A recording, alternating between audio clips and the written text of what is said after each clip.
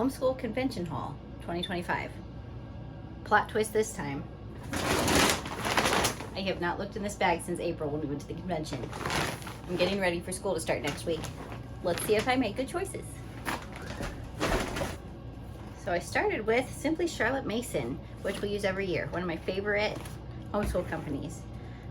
We use their language, and you use the same book for 2 years, and everybody's still on their second year of the book, so I didn't have to replace any of that.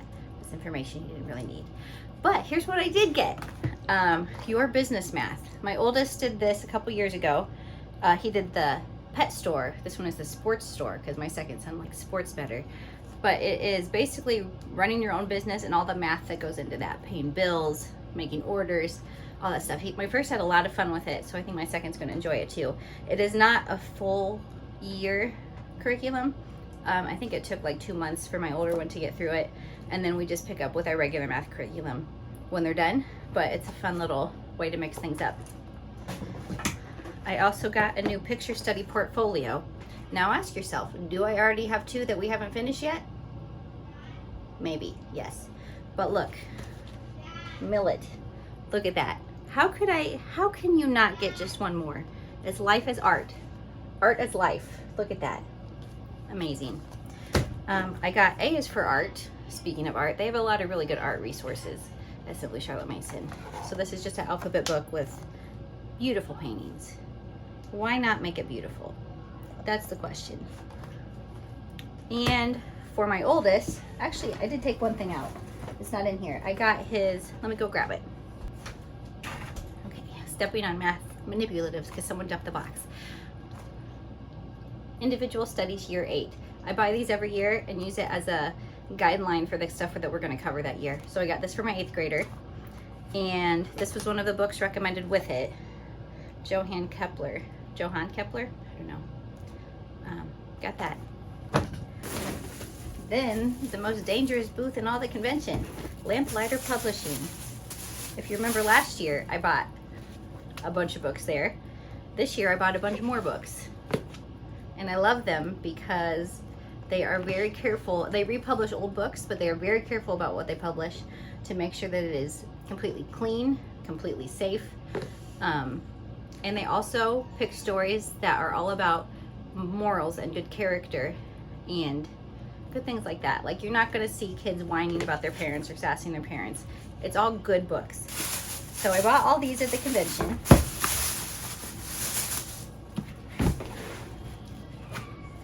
And they also had a couple that were out of stock that they sent me in the mail. Add to collection. It's gonna be good. Next, let's see. I bought them a kite. That probably would have been good this summer, but like I said, I haven't opened this bag. Catalog.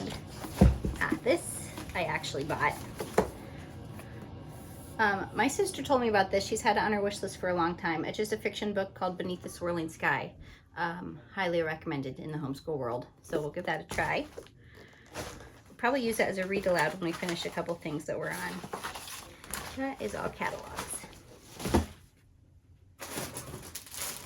Ooh. This is for me.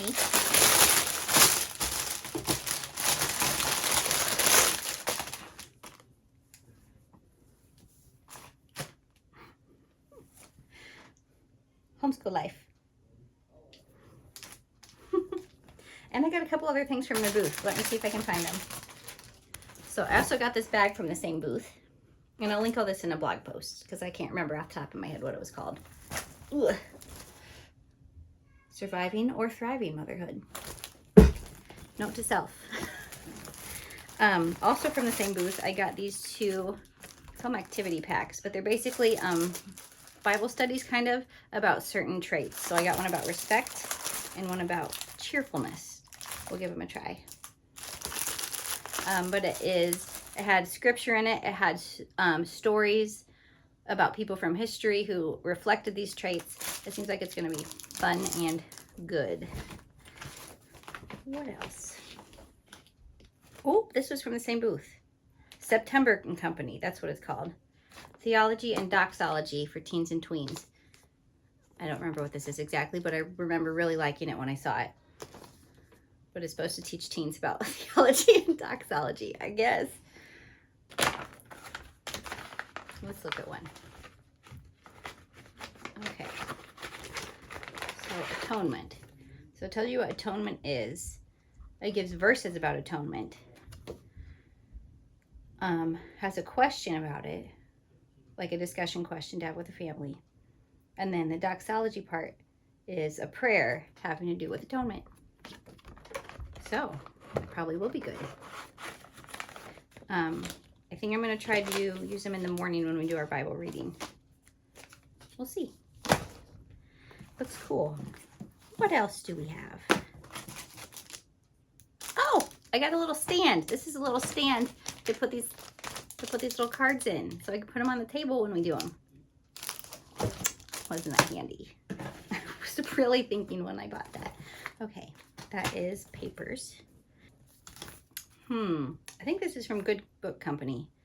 Wherever you go, I want to know. So it's a kind of twist. It's kind of a twist on the Dr. Seuss book, The Places You'll Go, but from a biblical point. Because I think the gist was, wherever you go, I want you to know about God, about that He loves you, that He cares for you, all those kind of things. I read it when we were at the convention and I liked it and I bought it, but like I said, April. Here we are. Okay. My husband bought this. I think it's a comic book. That's all the information I can give you. Oh, these are cute. This is the first thing I bought there because I was going to walk around and see everything before I committed, but I bought this the minute I saw it. They are basically phonics books using different, like it emphasizes different letter sounds to help kids get the hang of the sounds they make. But it looks really good. And there's a second one that has blends in it, which is especially good because the blends can be pretty tricky. So I'm going to read those with my first grader this year.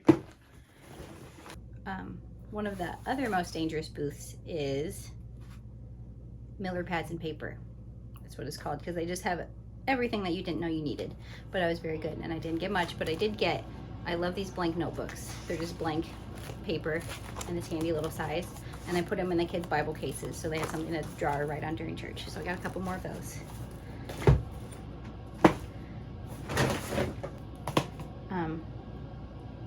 Also, from Miller Pads and Paper, I got this yardstick to replace our one that's broken, and I got a bunch of these math wrap-ups that the kids are having a lot of fun with. That just helps you learn. This is the subtraction one, and it just helps them practice math facts, but in a fun way. They've really enjoyed them, which kind of surprised me, but it's good. Okay, that's the stuff I brought home from the convention. There are also some booths at the convention. Some of the booths at the convention, you just make your order and you get a discount and free shipping. So these are things I ordered that came in the mail from there. So this is from Rainbow Resource, one of my very favorite places to order online homeschool stuff. They have everything, and it's nice. It's a really great small business. It's a great small business to support. Okay, we're gonna see if I made good choices here, right? Remember, getting started with Latin. Are we gonna do Latin? I don't know. But this was $15, and I thought, now we have it. Listen, okay. Individual studies, year 8. Actually, in year 7, it suggested doing Latin, and I didn't do it. Year 8 also suggests doing Latin, and I was like, oh, maybe we should do it. So here we are. But they look like really short, easy lessons. Is it useful? Maybe. I don't know. Here it is. Let's keep unboxing. Math. So we used Right Start Math up till this point for my 8th grader. I'm going to go and switch him to Saxon because this is what I'm planning to use in high school. So we're going to do algebra. It's basically a pre-algebra, algebra 1/2. So he's ready for high school. But I got the textbook and I got the solution manual, which you pay extra for, but it actually shows you how to solve all the problems. So if you are worried about remembering how to do algebra, recommend. Nature Reader, level 2. Somehow we didn't have the level 2 one. And I make the kids read these as part of their reading time. And last but not least, Mystery of History. We have used Biblioplan for the last couple years, and we enjoyed it, but it has ended up being a lot on top of everything else. We didn't even do history last year, honestly. We just scrapped it all together because it was too much. And this is one of the suggested resources in Biblioplan, and it's supposed to be easier to read, like read more like a story. So we're gonna try just using this year. Just reading it. We'll see how it goes. Maybe we use it, maybe we don't. What do I say? Oh, that's not last but not least, because there's one more thing. Okay. Exploration, Education, Physical Science, Kindergarten to 10th grade, project-based science curriculum. So we have had a terrible time doing science because my kids have not been interested in science. I haven't found a science they liked, but they were with me at the convention. My oldest was with me at the convention, and we walked past this booth and he was like, "What is that?" Because it looked so fun. It's all like STEM-based projects. Oh, you can see them here. Like you're actually building a little house, you're building a race car, you're building a circuit, you're building scales. He thought it looked really fun, so I snatched it up, and they sent, in the mail, they sent the project kits. I'm gonna have my oldest two do it together, so I got them each the kit. But hopefully they like it. We'll see. And I think that's it for my curriculum haul for this year. Because remember, I know that doesn't look like a complete curriculum, but we reuse all of our books for all the kids, and everything else has just been passed down. So this is just the new stuff for my oldest and new things that we're going to try this year. So let me know if you have any questions, and thanks for watching. I'm actually going to show you one more thing. Not from the convention, but new for our homeschool this year. Really excited about it. I got a ProClick binder a couple years ago that lets you bind your own papers at home, and I'm putting it to big use this year. So I made everybody their own bound booklet, and it has all their work for the year in it.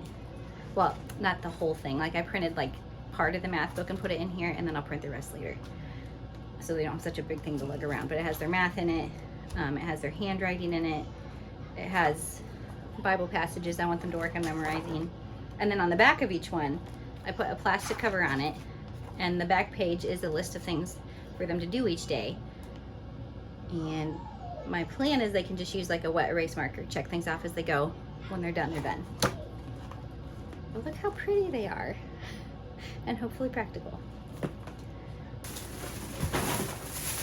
Okay, last thing for real, maybe. I also went to Meijer today and did our back to school shopping. It's not curriculum, extra things. And I got some 45-cent notebooks. My oldest, all of his math and language, he just writes in this. So that's, he needs one, and then I got some extras because they're 45 cents. So now's the time. Line paper for the other kids. I have some line paper in here for them because they do a little bit of writing, but not enough that I thought they probably needed an extra notebook. Pencil cases, because they decided they'd like to have their own pencils with their notebook. So there they go. Speaking of pencils, pens for mom, and a folder for a couple pages I need to organize. And do you want to see one more thing? It's pretty.